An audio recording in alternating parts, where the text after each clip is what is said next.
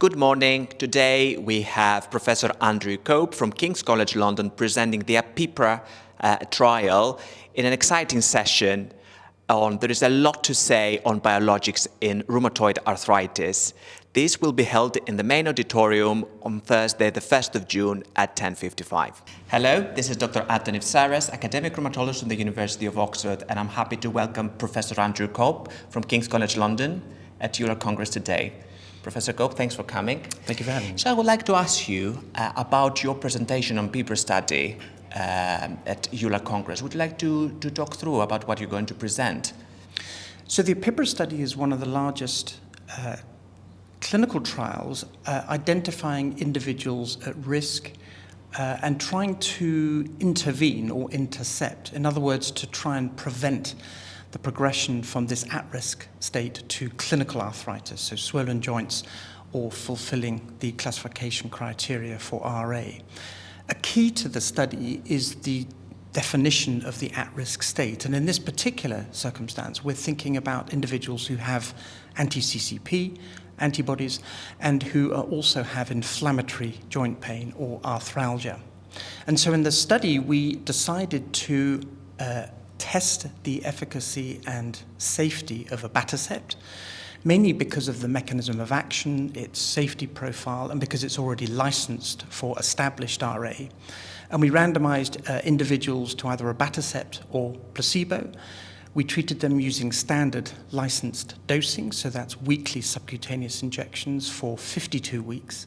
And then we stopped the medication and followed up these at-risk individuals for a further 52 weeks.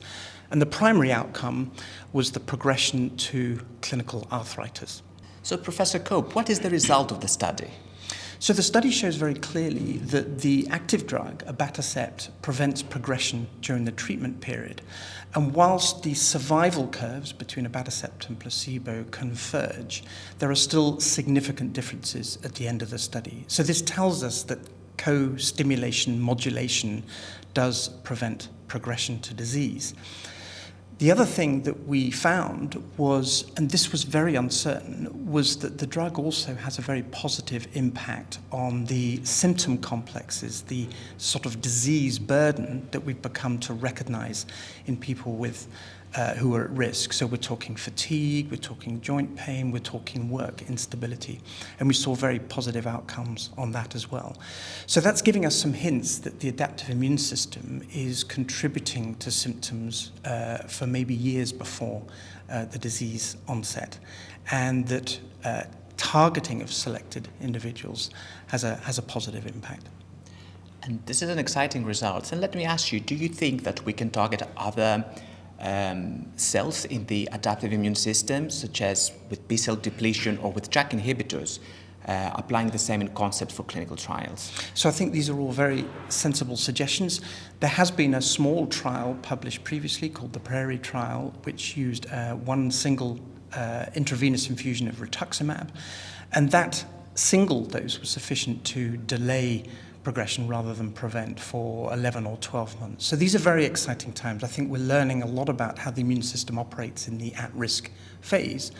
And I think the real challenge for us is to refine that risk stratification process. Because of course, while we may get 50% rates of progression, there will be those individuals that look as if they have an at-risk signature, but who will never progress to disease. So that risk-benefit assessment is really, really important.